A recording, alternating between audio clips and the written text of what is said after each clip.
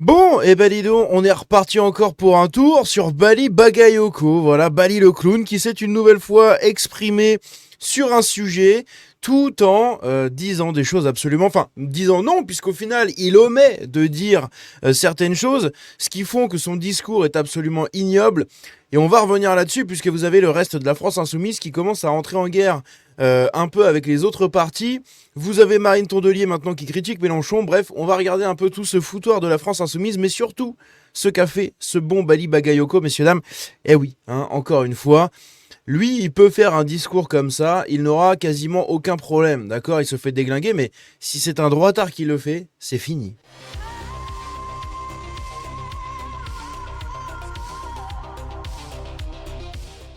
Donc, qu'est-ce qu'il a fait ce bon Bali Bagayoko? Eh bien, il a fait une chose absolument ignoble. C'était la journée, je ne sais plus comment on appelle ça. J'ai oublié le nom, je vais vous dire ça tout de suite dans les commentaires. Je sais que quelqu'un l'avait mis quelque part.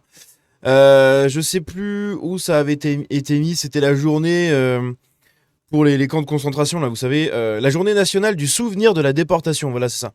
Le dimanche 26 avril. Le problème, c'est qu'il a fait un discours qu'on va écouter tout à l'heure. Avant ça, j'aimerais vous montrer d'autres choses. Et dans son discours, hein, c'est absolument ignoble. Vous allez voir. Enfin, vous allez écouter. Ici, juste vite fait, je veux pas vous montrer l'extrait en entier, ça sert un peu à rien, ça sert pas à grand chose, puisque l'essentiel est dans le résumé juste en haut. On a Antoine Léaumont qui, vous savez, les députés de la France Insoumise, pour essayer de sauver leurs petites fesses, maintenant que Rima Hassan, déjà en interne, les pousse vers la sortie pour faire venir des racisés, eh bien, ils essayent tous de se trouver des nouvelles origines ou de se trouver une appartenance quelconque à la Nouvelle-France. Ok ?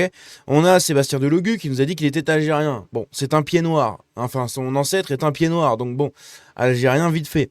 Maintenant, on a Antoine Léaumont qui nous dit qu'il est italien. Très bien. On avait Alma Dufour qui nous dit qu'elle est comme la Nouvelle-France puisqu'elle écoute du rap. Très bien. C'est ridicule, d'accord. On a Thomas Guénolé qui nous dit que c'était un ancien J Ashkenaz, enfin que c'était un J Ashkenaz, etc. Mais comme il les critique, bah du coup il est très apprécié du côté de la France Insoumise. Bon, c'est très ridicule. Bref. Donc ici voilà, Antoine Léaumont qui nous dit, par rapport justement à la grande irrigation, c'est plutôt une forme de mélange que d'irrigation. C'est la créolisation. Une personne sur trois a un grand-parent immigré. Pas moi. Moi, c'est mon arrière-grand-mère qui était espagnole. Tout le reste de mon arbre généalogique, c'est des Pays de la Loire. C'est la Sarthe mayenne. Voilà. C'est ça. C'est des choux. Hein. Donc non, tout le monde n'est pas dans ton cas, Antoine Léaumont. J'en suis le fruit. Ma grand-mère était italienne. Tout ça provoque des mélanges. C'est ce que décrit le concept de Nouvelle-France. Magnifique. Donc maintenant, lui, il a des origines italiennes. En même temps, il pourrait pas dire non, j'ai des origines kabyles. Non, ça se voit pas. Eh non, ben non, ça ne marche pas. Mais voilà, c'est marrant, ils essayent tous de se créer des nouvelles origines. C'est absolument ridicule. Voilà, ridicule au premier degré. Ici, on a Ali Diouara qui, en janvier, lors d'un podcast sur une chaîne quelconque, je ne sais quoi, un média, eh bien, il déclarait, on va pas écouter encore une fois l'extrait. Je sais qu'il y en a beaucoup qui détestent quand je fais ça. Bon, vous savez faire des recherches sur les réseaux sociaux, hein, vous pouvez les retrouver, les extraits, si vraiment vous voulez aller regarder. Mais si je vous les fais pas écouter, alors que souvent je fais des vidéos des fois qui traînent un peu en durée, mais parce que je veux vous montrer tous les extraits, si vraiment je vous les fais pas écouter, ces trucs-là, c'est parce que ça vaut pas le coup. Voilà. En plus, la qualité audio de celui-là est absolument dégueulasse. Donc bref. En tout cas, ce qu'il faut retenir, c'est qu'ici, en janvier, il affirmait lui-même, hein, dans ce podcast, que 70% de son activité de parlementaire était dédiée à faire renouveler des titres de séjour. Voilà à quoi sont embauchés les élus de la Nouvelle-France, messieurs, dames, à favoriser toujours plus la Nouvelle-France et la venue de la Nouvelle-France en France. Voilà, c'est magnifique. De l'autre côté, on a ici Marine Tondelier Pourquoi ça bug? Avant de passer directement sur le sujet du jour, qu'est-ce s'appelle Bali Bagayoko, n'est-ce pas, messieurs, dames? Eh bien, on va tout simplement écouter ce que Marine Tondelier a à nous dire sur Jean-Luc Mélenchon, puisque vous le savez qu'elle a entrepris une attaque coordonnée avec certains de ses collègues contre la France Insoumise. J'en avais déjà parlé récemment en vidéo, mais elle l'avait déjà attaqué en disant que c'était le roi du cimetière. Eh bien, ici, elle réitère ses propos, on va écouter ça. Le Pen et Mélenchon ne votent pas pour Jean-Luc Mélenchon. Il y a des gens de gauche qui, au deuxième tour, entre Le Pen et Mélenchon, ne votent pas pour Jean-Luc Mélenchon. Ça doit interpeller. Pourquoi la gauche peine tant à bâtir une alternative à Jean-Luc Mélenchon ? Demander aux opposants d'Olivier Faure, dont j'ai compris que leur but dans la vie était de remplacer Jean-Luc Mélenchon et de construire une alternative, qui ont longtemps dit on peut pas aller dans une primaire parce qu'il y a un risque que Jean-Luc Mélenchon y soit, alors que tout le monde savait très bien qu'il ne viendrait jamais, et qui aujourd'hui, où c'est vraiment officiel qu'il ne viendra pas, continue à utiliser ce prétexte. Qu'est-ce qu'il doit faire, le résultat de tout ça, s'il y a 15 candidatures à gauche, c'est que le roi du cimetière, ce sera Jean-Luc Mélenchon. Et ceux que ça dérangera le plus, ce sont ceux qui ont fait de la anti-LFI une ligne politique, tout en m'expliquant à moi que être antifasciste n'était pas une ligne politique. Le roi du cimetière, ça veut dire que vous ne pensez pas que tout le monde est mort à gauche. Ça veut dire que vous ne pensez pas que Jean-Luc... Il y a un roi du cimetière qui ne sert à rien puisque est tous morts, qui sera Jean-Luc Mélenchon. Et vous dites que le roi du cimetière, c'est ceux qui n'ont pas envie d'arriver là. Ça veut dire qu'il ne pourra jamais gagner, à vos yeux, Jean-Luc Mélenchon? C'est assez manifeste. Mais ça, c'est un secret pour personne. Il gagnera jamais, Jean-Luc Mélenchon. Il gagnera jamais. Ce qui a le plus de chances de gagner, c'est une nouvelle fois l'extrême centre, face justement à la radicalisation des gens aux extrêmes, l'extrême gauche, la France insoumise, et la fameuse extrême droite qui est une droite molle, mais admettons quand même, du côté du RN et de Reconquête, etc. UDR et compagnie. Donc il ne passera jamais, hein, Jean-Luc Mélenchon. Hein. Mais il va entraîner tout le monde dans sa chute. Ça, c'est plutôt pas mal. C'est assez manifeste. On voit bien au deuxième tour que c'est le candidat dans les sondages qui non seulement fait le plus mauvais score face à l'extrême droite, mais qui en plus n'arrive même pas à capitaliser tout le vote de gauche du premier tour. C'est-à-dire qu'il y a des gens de gauche qui, au deuxième tour, entre Le Pen et Mélenchon, ne votent pas pour Jean-Luc Mélenchon. Ça doit interpeller. Il y a des gens de gauche. Bref, ici, c'était les propos de notre rouquine. Hein, notre rouquine qui, rappelons-le, est enceinte, qui instrumentalise un peu sa grossesse à des fins politiques. C'est absolument ridicule. Mais écoutez, hein, c'est le cirque politicien. On commence à connaître depuis le temps. À côté de ça, on a quoi d'autre? On a ici Bali Bagayoko, messieurs, dames, qui danse. Pourquoi? Parce que c'est son premier déplacement officiel en tant que maire d'une ville. Ici, du coup, il se déplace à Aubervilliers. Bon, il est en terrain connu, hein, et non pas en terre inconnue. Non, en terrain connu. Voilà, hein, il connaît Aubervilliers et tout, bon ça va, hein, c'est pas trop le dépaysement pour ce cher petit malien. Mais bref, le Barack Obama français prépare-t-il sa popularité pour 2027? C'est une question qu'on peut se poser. Et on va non pas mettre la musique parce que c'est du Maître Gims, donc je n'ai pas le droit, hein, évidemment. Il n'allait pas danser sur autre chose. Il allait danser évidemment que sur du Maître Gims. Mais voilà, vous pouvez apprécier les pas de danse de Bali Bagayoko, messieurs, dames. Les petites poignées de main intéressées aux administrés, les blancs ethnomasochistes qui viennent pour lui sucer les couilles. C'est beau. Ça vend du rêve. Aïe aïe aïe, ça vend du rêve. Eh, coucou. C'est bien, c'est bien, c'est bien. C'est bien, c'est beau. Tiens, je vais mourir. Magnifique. Comme je dis, hein, je vous mets pas la musique. Hein. Moi, je peux vous mettre un extrait, mais écoutez. Ce soir-là, tu m'as laissé ça. Voilà, donc bon. Vous comprenez que déjà, pour la santé de nos oreilles, je vais éviter de passer cet extrait. Et en plus de ça, eh bien, il y a un droit d'auteur, donc voilà. Double peine, nous n'écouterons pas cette magnifique chanson de variété française. Ah oui, parce que c'est de la variété française maintenant. Ah, il faut vous y faire. Hein.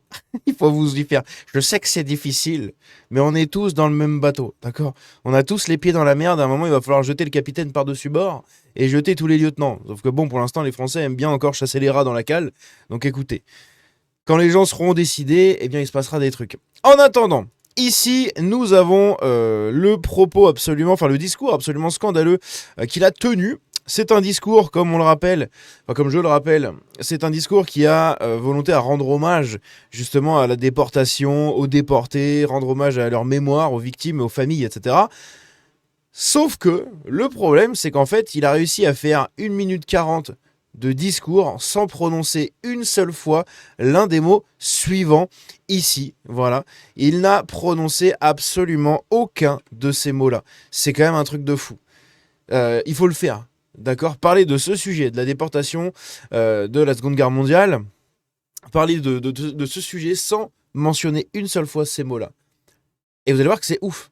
Parce qu'on dirait qu'il le fait exprès de les esquiver, mais du coup, ça en devient très bizarre. En fait, quand t'écoutes quelqu'un qui fait exprès d'oublier des mots, alors que tu sais très bien qu'il va les dire, enfin qu'il devrait les dire, ça fait très bizarre. même à écouter. Et en fait, il se fait déglinguer par toute la communauté J. Hein. Bon, déjà, je pense qu'il l'aimait pas déjà beaucoup. Même lui, il devait pas trop les aimer, à mon avis. Hein.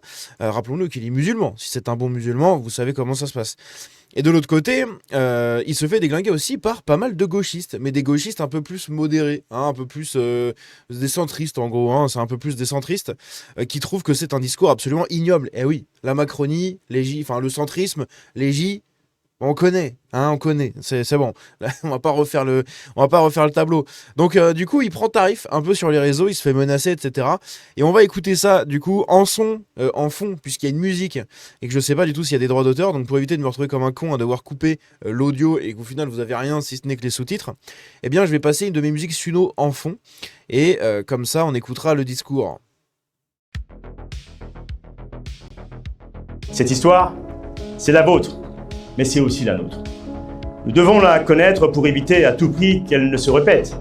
À l'heure des guerres, à l'heure du recul des libertés individuelles, à l'heure de l'affaiblissement des démocraties et des motivations géopolitiques, notre devoir est d'avoir une boussole claire. La lutte antiraciste, la lutte antifasciste et contre toutes les formes de discrimination n'est pas une option. Oui, j'ai oublié de vous dire, il va instrumentaliser à fond la lutte antifasciste, antiraciste, etc. Pour lui, le grand vainqueur de la Seconde Guerre mondiale, c'est l'antiracisme et l'antifascisme. Voilà, les deux vainqueurs, c'est ça. Ça vous laisse un peu présager du reste du discours. C'est la seule voie possible pour éviter de tomber à nouveau dans les pièges du passé.